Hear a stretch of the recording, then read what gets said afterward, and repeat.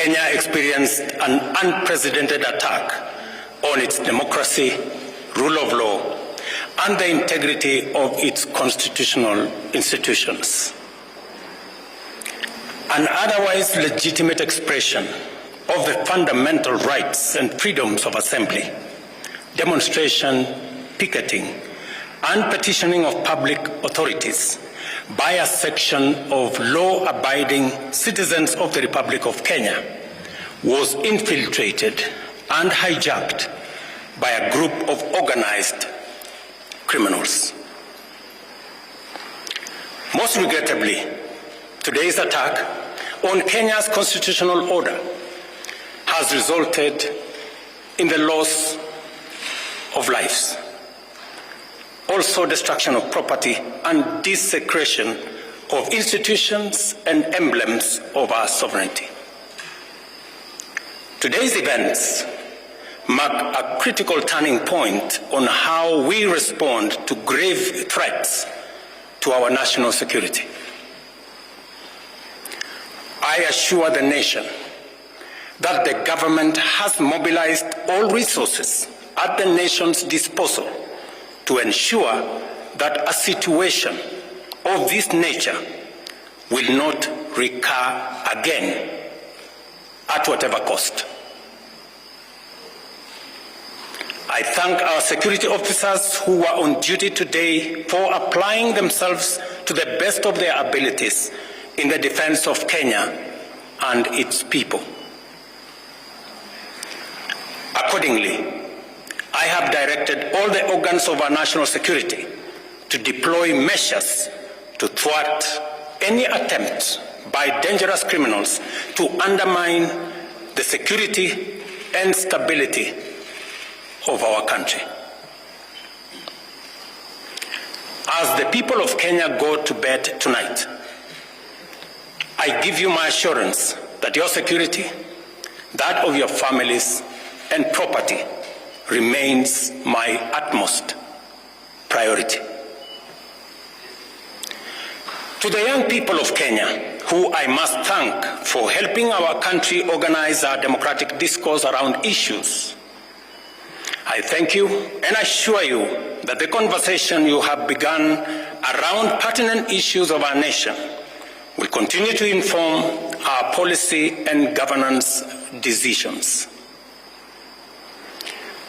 As I promised on Sunday, this conversation will not be in vain. I will not only champion for the cause of issue-based, policy-oriented, and tribeless engagement on critical national issues, but also provide a framework for this conversation to be processed and its outcomes implemented. However, our national conversation on any subject matter must be conducted in a manner that respects and honors the foundational values upon which our nation is established. We have incurred as a nation today. It is possible that the criminals who rained terror on innocent people and attempted to challenge our law enforcement deployments are still determined to continue with their dangerous behavior. I assure the nation of the government's determination to fulfill its constitutional duty of protecting the people of Kenya against all forms of harm. I hereby put on notice the planners, financiers, orchestrators, and abettors of violence and anarchy that the security infrastructure established to protect our republic and its sovereignty will be deployed to secure the country and restore normalcy. It is not in order or even conceivable that criminals pretending to be peaceful protesters can rain terror against the people, their elected representatives, and the institutions established under our Constitution and expect to go scot-free.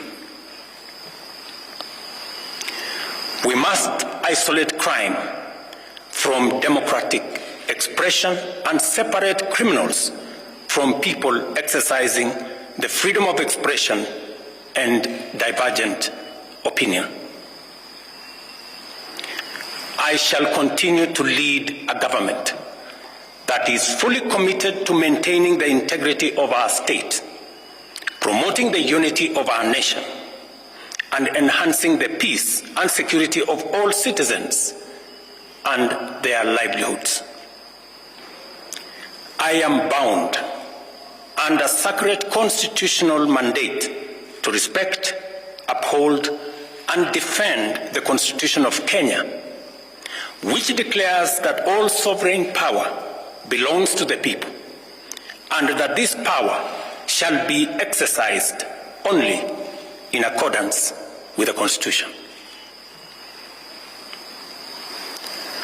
The government will therefore uphold its constitutional mandate to secure our nation and its development, and shall treat every threat to national security and the integrity of our state as an existential danger to our republic. Accordingly, I assure Kenyans that we shall provide a full, effective, and expeditious response to today's treasonous events. Thank you.